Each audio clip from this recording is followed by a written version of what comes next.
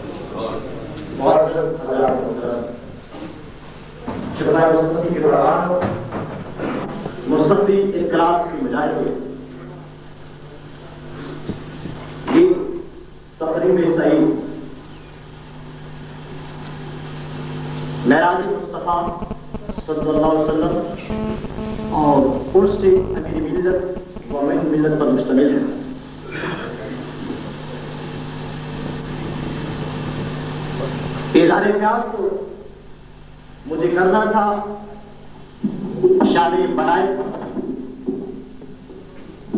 کوشش کروں گا کہ وقت نہایت مختصر ہے، علماء کرام تشریف فرما ہے اور بات تو وہ کریں گے، میں حاضر لگانے کے لیے چند گزارشات آپ کو اشارہ کروں گا۔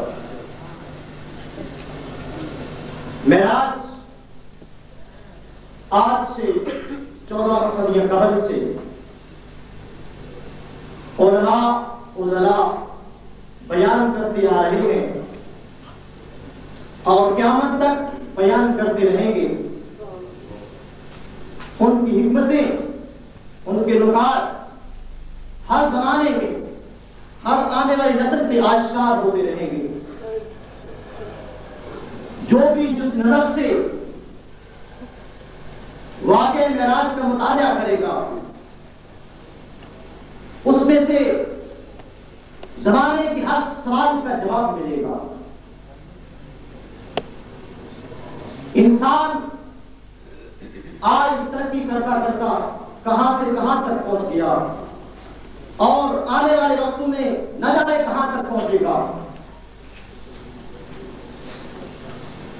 اگر بغور مطالعہ کیا جائے واقعہ معراج کا تو آپ کو اس زمانے میں بھی واقعہ معراج میں سے آپ کو آپ کے سوالات کے جواب ملیں گے اور آنے والے وقتوں میں بھی ملتے رہیں گے۔ انسان کی عقل، انسان کی سوچ، انسان کا فہم و ادراک یہ محدود ہے۔ جو آپ مشاہدہ کرتی ہے عقل اسے تسلیم کرتی ہے۔ اگر آپ نے کوئی جل کر چیز جلے نہ، آنکھ دیکھے نہ، عقل تسلیم نہیں کرتی۔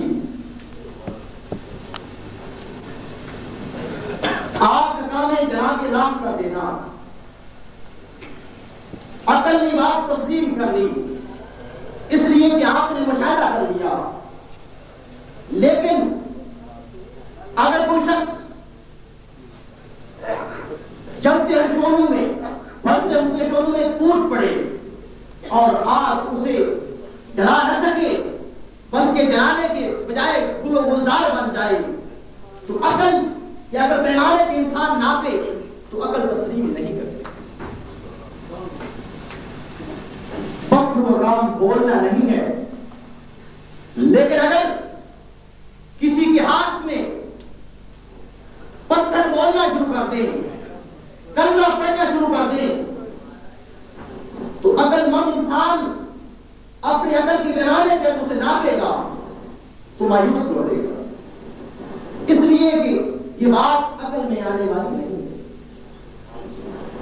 پتھروں کا کام بولنا نہیں ہے، درختوں کا کام چلنا نہیں ہے، پتھر کا کام دریا پہ روانی نہیں ہے، پتھر سے کبھی اونٹنی نہیں نکلی اور پتھر سے کبھی پانی نہیں نکلا اور انگلیوں سے کبھی چشمے روان نہیں ہوئے، لیکن اگر وہ شخص یہ کر کے دکھا دے اور وہ کہے کہ میں اللہ کا نبی ہوں تو پھر عقل اتنے تیز ہوتی ہے، اس لیے کہ بے شک یہ فطرت کے خلاف ہے، لیکن قدرت کاملہ سے کوئی بھی نہیں ہے۔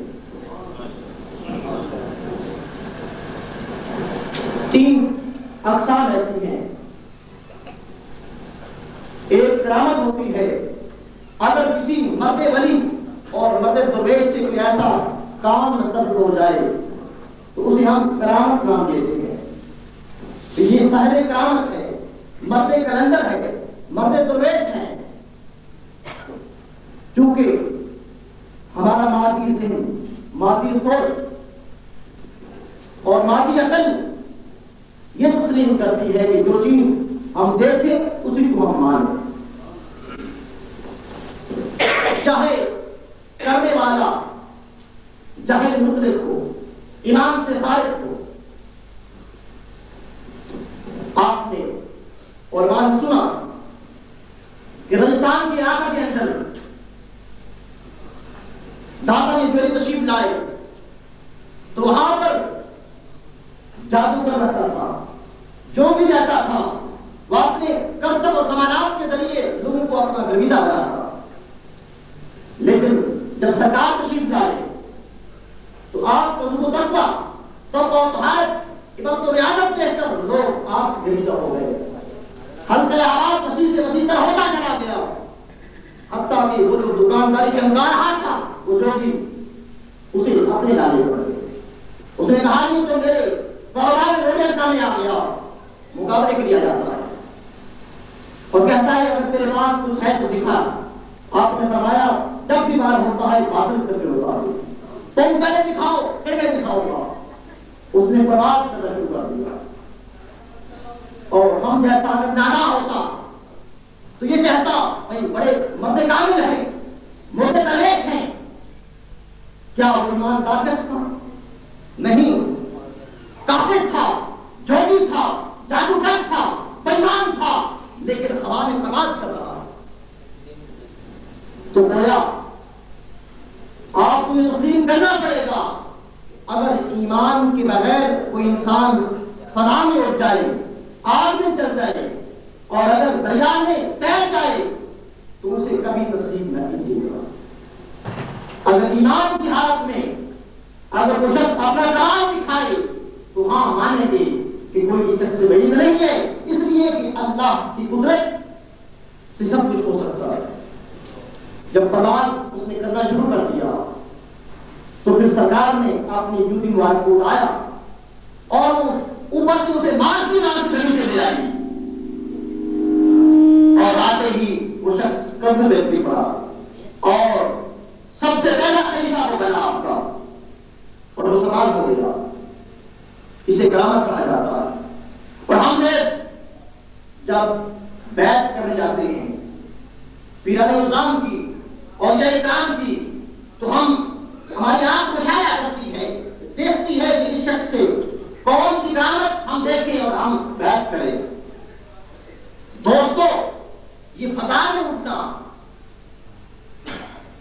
اور دم کر دینا، سر کا درد ختم ہو جانا، دم کرنا اور بخار کا چلا جانا اور ایک ہی مقام پہ ایک رنگ کے مقام پہ چلا جانا، یہ تو مرد درویش کے بائیں ہاتھ کی میل ہے، یہ تو خود بخود اس مرد کامل سے ہو جاتا ہے اور اس سے بھی بلند تر مقامات اللہ اس اپنے بندے کو عطا کرتا ہے۔ اس لیے کہ جو بندہ رب کا ہو جائے ساری کائنات اس کی ہو جاتی ہے۔ پیر مرشد معین ملت پیر حیدر شاہ صاحب رحمۃ اللہ علیہ واقعہ بیان فرماتے ہیں کہ میں بچپنے میں سے آپ نے معین ملت کے ساتھ نانا جان کے ساتھ اکثر و بیشتر مختلف سفر پہ حضر پہ جایا کرتا تھا. ایک دن ہم ہندوستان کے کسی گاؤں میں گئے تو کسی مرید گھر ٹھہرے ہوئے تھے کہ ایک بڑھی عورت وہ آئی, اسے خبر ہوئی کہ پیر جہاد شاہ صاحب تشریف لائے ہوئے. وہ آگے دنیا ازاری کرنے لگی, چیخنے چلانے لگی, عرض کرتی حضور یا پیر مرشد میرا ایک امیدہ بیٹا ہے, آپ اللہ کے ولی ہیں, آل رسول ہیں, حضور مجھے آپ کا بیٹا عطا کر دے. وہ بستر مرگ پہ نزع کے عالم میں موت کثرت میں مبتلا ہے. آقا دعا کرے میرے گھر میں کمرنجا فرمائے اور میرا بیٹا مجھے رب سے عطا لے. آپ فرماتے ہیں چلو بھائی مائی کے گھر چلتے. تمام آپ تمام مریدین اس عورت کے گھر جاتے ہیں. دیکھا کہ اس بچے کا سانس کھڑا ہوا ہے, آگے آسمان کی طرف بلند کر کے لیٹا ہوا سانس تن لے رہا ہے. آپ نے فرمایا ماتا دعا کرو. پیر جماعت شاہ صاحب نے ہاتھ بلند کیے اور دعا شروع ہو گئی. دعا کرتے کرتے حتیٰ کہ 3 گھنٹے ہو گئے دعا ختم نہیں ہو رہی. ہاتھ پچانے بلند ہے اور پیر صاحب پیر حیدر شاہ صاحب فرماتے ہیں کہ ہم لوگوں کو حاجت ہوئی اور میں حاجت کر کے واپس آئے تو ابھی تک پیر صاحب ہاتھ اٹھائے دعا مانگ رہے. 3 گھنٹے کے بعد آپ نے چہرے پہ ہاتھ پھیرا اور کہا مائی تجھے مبارک ہو, اللہ نے تیرا بیٹا عطا کر دیا. ابھی آپ نے یہ کلمات کہنے تھے کہ تھوڑی دیر کے بعد بچہ چارپائی پہ بیٹھ گیا اور پوچھتا مدام نے کہا ہوں کہ لوگ کون ہیں. پانی مانگا, پانی پلایا انہیں. جب پیر صاحب خلوت میں بیٹھے تو سرکار پیر حیدر شاہ صاحب اکثر بیشتر ان سے پیاری طریقے گفتگو کیا کرتے تھے. دبا بھی رہے ہیں چارپائی پہ, تاہم کو دبایا بھی جا رہا ہے اور شکر کے عالم میں پیار بھرے انداز سے پیر حیدر شاہ صاحب پوچھتے ہیں کہ حضور یہ کیا معاملہ تھا؟ اتنی لمبی تو ہمارے ہاتھ بھی تھک گئے اور ہم تو بہن سے لے کے آ گئے, لیکن آپ نے دعا کرنی تھی. آپ نے فرمایا حیدر تو ہاں ہوندی کے ہاتھ منہ دے پھیرتا, تو ہاں ہوندی کے ہاتھ منہ دے پھیرتا, تو انکار ہوتا رہا, میرا انکار ہوتا رہا. اب جدی جاننا بے شک اس کی تقدیر میں موت لکھ چکی ہے, لیکن حضور کے صدقے میرے قدم کے صدقے تو اسے بیٹا عطا کر دے. بلاخر ادھر سے انکار ہو گیا. میں نے کہا شکر الحمدللہ میرا آنا مبارک ہو گیا. ابھی کوئی شخص یہ نہ کہے کہ پیر جماعت شاہ صاحب آئے لیکن موت کو نہ ٹال سکے. دوستو دعا تقدیر کو بدل دیتی ہے. رب کائنات کی اس مرد کلندر نے دعا کی اور موت کو واپس لوٹا دیا, زندگی بدل دیا. اسے کہتے ہیں کرام. اور ایک ہوتا ہے معجزہ, ظاہر نام سے بھی انسان کی عقل آ جائے, وہ عمل دیکھ کر انسان کی عقل گھٹنے ٹیک دے اور ہر زمانے انبیاء تشریف لاتے رہے اور اس کو ہدایت کا پیغام قوم تک پہنچاتے رہے, اپنی امت کو بھی بتاتے رہے. اور چونکہ وہ انبیاء و رسول محدود زمانے کے لیے تھے, محدود وقت کے لیے تھے, سنوں میں وہ بات بھی بہت بہتر آتی ہے. لیکن اللہ کے حبیب اللہ کے حبیب اللہ کے نام اللہ کی نظر چونکہ حدود و قیود سے ماورا کائنات تک اور قیامت تک آپ کو اللہ نے نبی بنا کے بھیجا تھا، سو آپ سادہ پار سراپا بول سکتے. اور پھر جو بھی نبی جس زمانے میں آیا اس زمانے کے حالات اور مشاہدات کے تحت بدلتے ہوئے حالات کے تحت اللہ تعالیٰ اس نبی کو کمال عطا کرتا اور پوری امت میں انہیں مقام عطا کرتا تاکہ اس زمانے میں اس امت میں سے اس لوگوں میں سے کوئی شخص یہ نہ کہہ سکے کہ جو کمال ہمارے اندر ہے وہ تمہارے اندر نہیں ہے.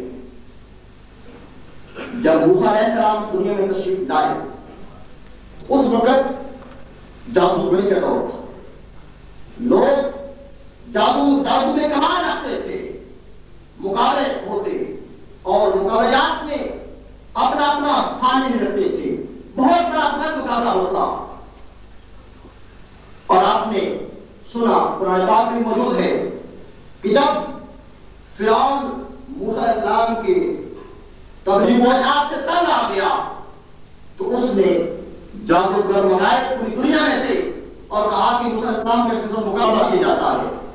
تو ایک میدان مسیح کے اندر جادوگر نے اپنے طاقت دکھائے اور میدان کے اندر رسیاں پھینک دی اور اس کے ساتھ بن گئی.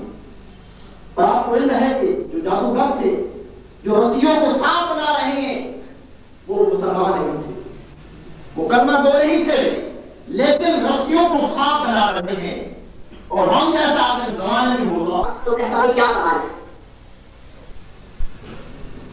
اور پھر اس زمانے میں موسیٰ علیہ السلام کے پاس آٹا مبارک تھا.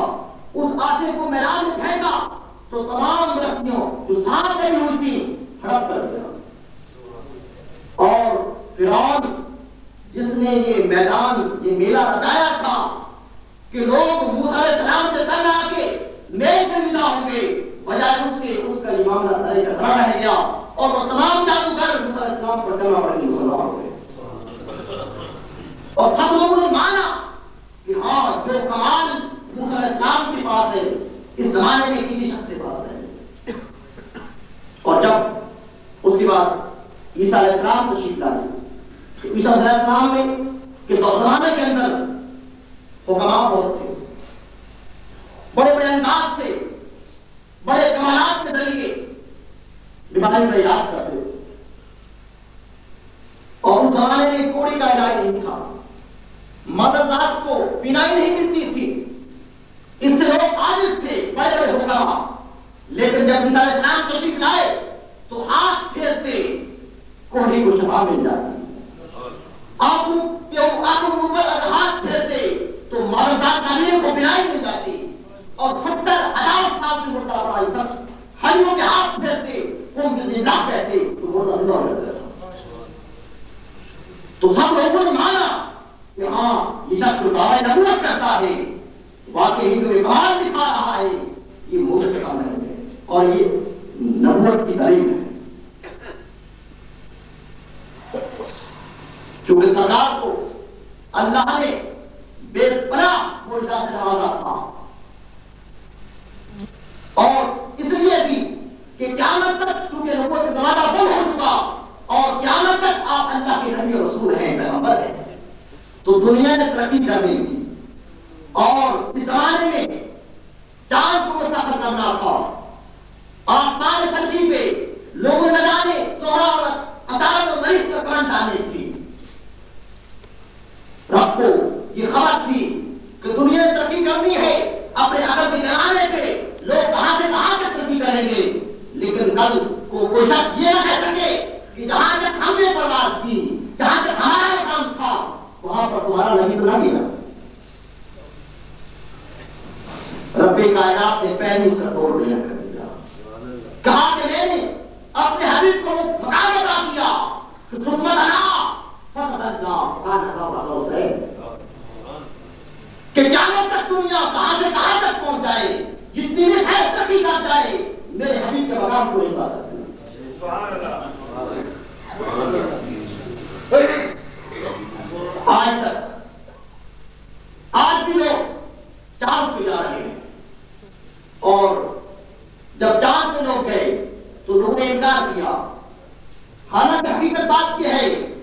کہ چاند پہ جانا میرے محبوب کی معجزے کی دلیل ہے.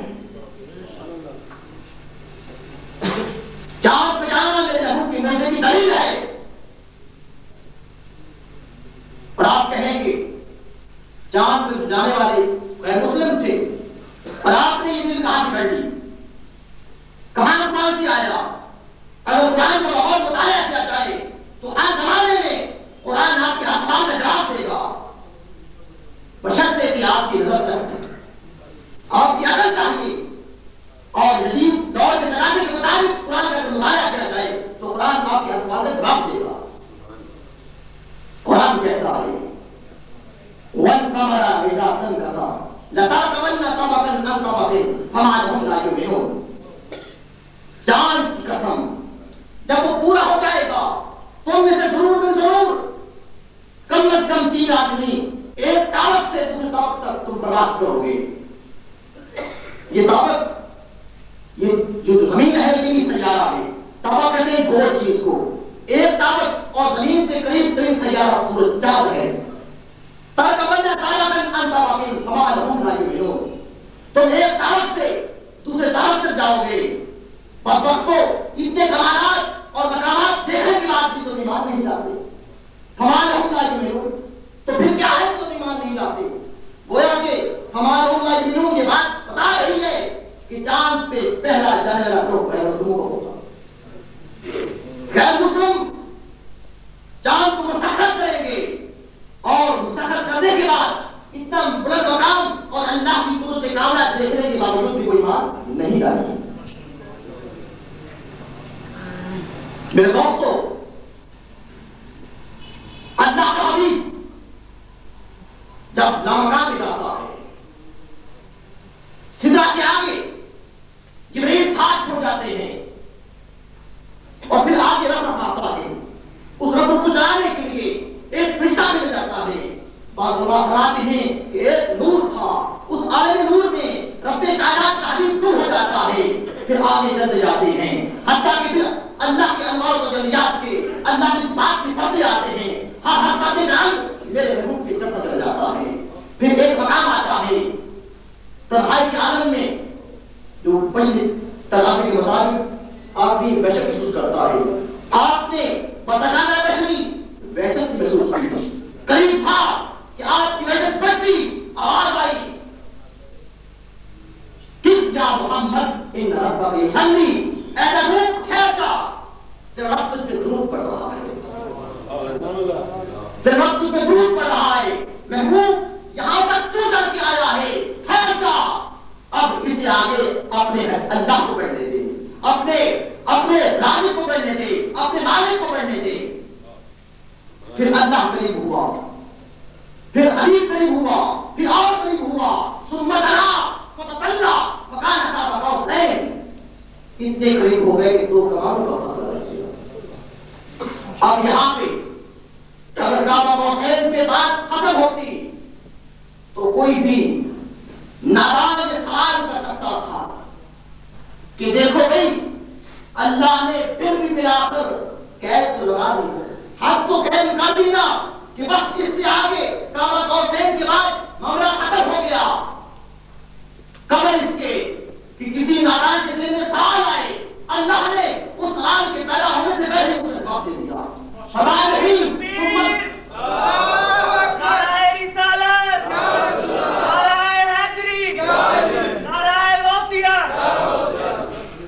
قریب تھا کسی دل میں سوال آتا. فرمایا نہیں یہاں پہ آج ختم نہیں ہوئی اور بتنا، بلکہ اس سے بھی کم فاصلہ جس کا تو تمہارے پاس پیمانے کا کوئی ناپنے کو کوئی پیمانہ نہیں ہے، اور بتنا اس سے بھی کم فاصلہ رہ گیا. وقت کو مجھے خاطر رکھتے ہوئے اپنی گفتگو کو یہ ختم کرتا ہوں.